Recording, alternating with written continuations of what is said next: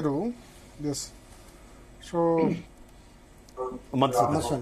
ఇప్పుడు ఒకటండి ఇక్కడ కొంతమంది ఇప్పుడు అంటే ఆ రిపోర్టును అమూలాగ్రంగా నేను ఒక 4-5 అంశాలు చదివిన తర్వాత ఉదాహరణకు పూర్వ ప్రాథమిక విద్య అనేటటువంటిది దేశవ్యాప్తంగా అవసరము.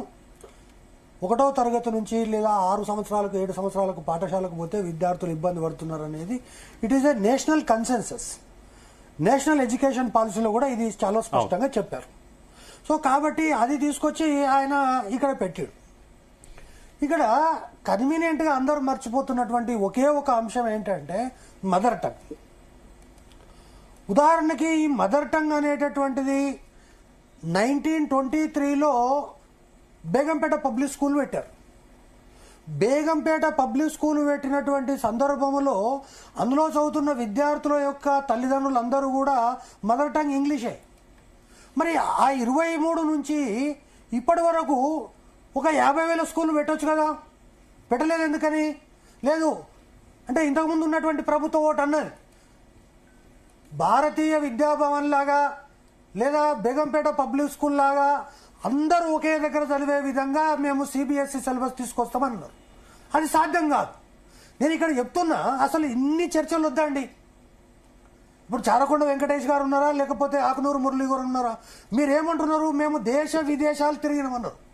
నేనేమంటున్నా, ఆయన బ్రెయిన్ చైల్డ్లో వచ్చినటువంటి చెత్త అంతా కూడా దీంట్లో రాసిండు తప్ప ఒక్కటి కూడా ఎగ్జామిన్ చేయలేదని చెప్తున్నా. నేను ఎందుకు చెప్తున్నా అంటే ఈరోజు ఏ రాష్ట్రంలో అంటే భారతదేశంలో ఉన్న ఏ రాష్ట్రంలో అయినా సరే, ప్రపంచంలో ఉన్న ఏ దేశమైనా సరే, ఉదాహరణకి నెదర్లాండ్స్ డచ్ భాష మాట్లాడుతుంది, అక్కడ డచ్లోనే విద్యాభ్యాసం ఉంటుంది. పోనీ ఈ ఇండియాలో భారతదేశంలో పలానా రాష్ట్రంలో ఓన్లీ ఇంగ్లీష్ మీడియం స్కూల్స్ పెట్టినరు కాబట్టి వాళ్ళు చాలా మొత్తం ఐఏఎస్లు, ఈరోజు దేశంలో ఐఏఎస్లు అయ్యేది కూడా బీహార్లో అవుతారు. మరి ఆ బీహార్లో ఇంగ్లీష్ మీడియం ఉందా? ఒకటి నీకు వ్యక్తిని బట్టి ఉండాలి. తర్వాత నువ్వు సెంట్రల్ గవర్నమెంట్ ఇచ్చినటువంటి 3 లాంగ్వేజ్ ఫార్ములా 1వ తరగతిలోనే సింగిల్ టీచర్ ఉంటాడు, 3 భాషలు నేర్చుకోమంటున్నాడు. అంటే ఇంగ్లీష్ నేర్చుకోవాలి, హిందీ నేర్చుకోవాలి, తర్వాత తెలుగు నేర్చుకోవాలి. ఎక్కడి నుంచి నేర్చుకున్నావు ఈ విద్యా విధానం? నేను ఏమంటున్నా, ఈ యొక్క విద్యా విధానం పట్ల, ఈ యొక్క అంశం పట్ల నేను ఇంటర్మీడియట్కు సంబంధించి ఒక నిమిషం మీకు స్పష్టంగా చెప్పదలుచుకున్నా. ఎందుకంటే ఇంటర్మీడియట్ మెర్జర్ అనేటటువంటి దానికి ఇక్కడ చాలా మందికి బ్యాక్గ్రౌండ్ తెలియక ఇంటర్మీడియట్ అరే దేశవ్యాప్తంగా ఇంటర్మీడియట్ కలిసే ఉంది కదా, ఇగో రెసిడెన్షియల్ స్కూల్స్ కలిసే ఉన్నాయి కదా, లేదా బేగంపేట పబ్లిక్ స్కూల్లో 12th వరకు ఉంది కదా. బేగంపేట పబ్లిక్ స్కూల్లో ప్రైమరీ సెక్షన్ వేరు, హై స్కూల్ సెక్షన్ వేరు, +2 సెక్షన్ వేరు, అక్కడ ఉండే విద్యార్థుల సంఖ్య వేరు. అయినప్పటికీ కూడా 10th క్లాసులో 12 సెక్షన్లు ఉంటే ఇంటర్మీడియట్కి వచ్చే వాళ్ళకి 2 సెక్షన్లు మిగులుతున్నారు, మిగతా వాళ్ళంతా వెళ్ళిపోతున్నారు.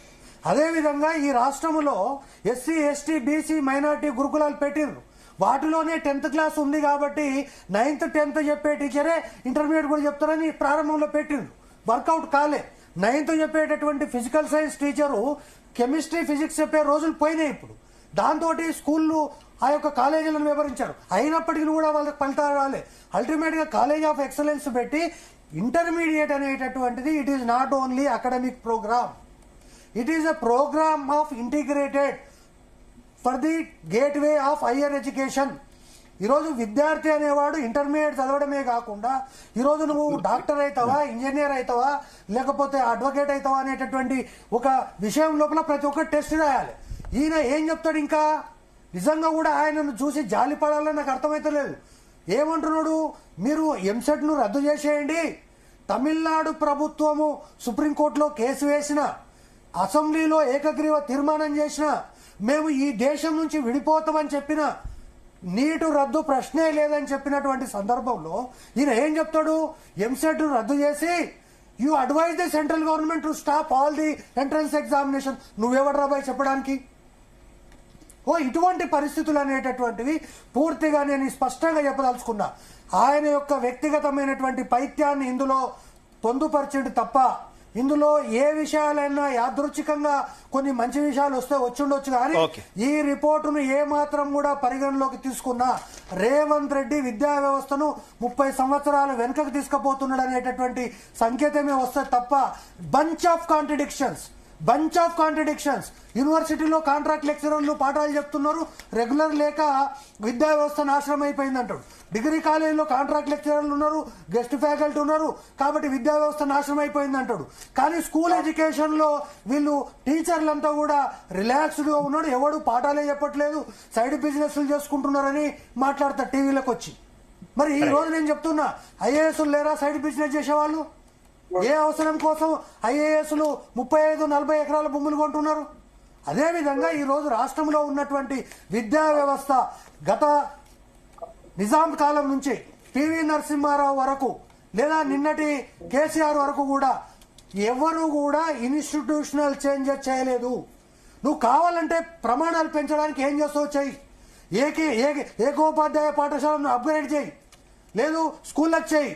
ఈయన చెప్తున్నటువంటి విషయం బహుశా చారకొండ వెంకటేష్ గారు ఉన్నారో లేరో, ఆయన లెక్కల ప్రకారమే 1,50,00,000 మంది విద్యార్థులు, చదువుకు అర్హమైనటువంటి విద్యార్థులు ఈరోజు తెలంగాణలో ఉన్నారు యాజ్ ఆన్ టుడే.